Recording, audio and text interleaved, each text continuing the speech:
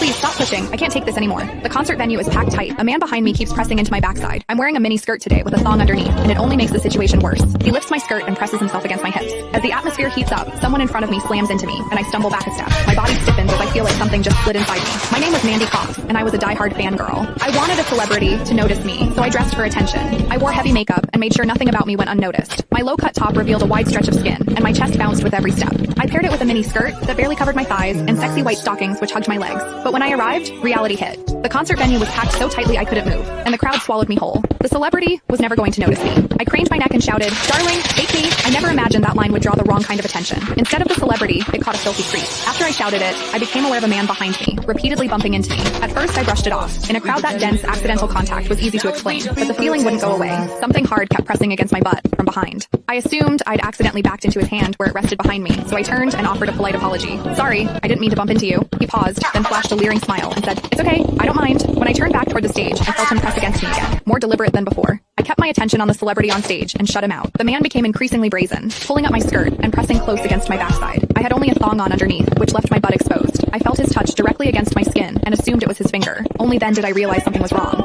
The pressure was warm and solid in a way a finger could never be. My mind lurched as the truth hit me. In the 20 years of my life, this was the first time a man had ever molested me. Fear surged through me, sharp and overwhelming, and my body reacted with an instinct to flee, but there was no way to move. The concert floor was packed wall to wall, leaving me stuck where I stood. I drew myself tight, bracing as if tension alone could keep the fear out. As I did, my hips closed around the man's so-called finger, trapping it between my cheeks. An unfamiliar sensation followed, and warmth rose to my face. What confused me was that I didn't recoil from it. There was a muted comfort to it, and against my will, it sparked a faint sense of expectation. The man behind me seemed to take it as a signal. He moved in closer, repeating the motion until the intrusion was unmistakable. I had lived a sheltered life as a college student, and now I was being toyed with by a stranger while surrounded by people. Shame surged within me without warning. I felt the urge to sob, but my throat closed, and my voice deserted me. Worse still, the pressure forced my thong inward and sent a restless, prickling discomfort through my body that wouldn't fade.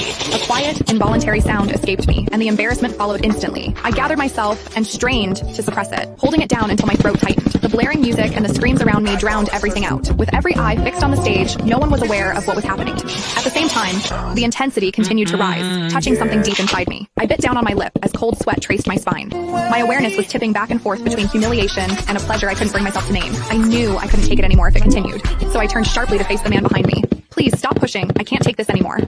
When I finished speaking, the man leaned toward me and whispered in my ear, "Is it exciting, the way I'm pushing against you?" The shame was overwhelming, and I was on the verge of crying. "I'm a virgin. I've never done that kind of thing. Please, let me go." He didn't stop. Instead, his gaze burned deeper as he seized my waist, the pressure growing stronger. "You're really a virgin? Then let me show you what it feels like to..." Click the link on my profile to download TikTok and watch full videos for free. There's even more great content waiting for you to discover. This is the official website link, so you can download with confidence.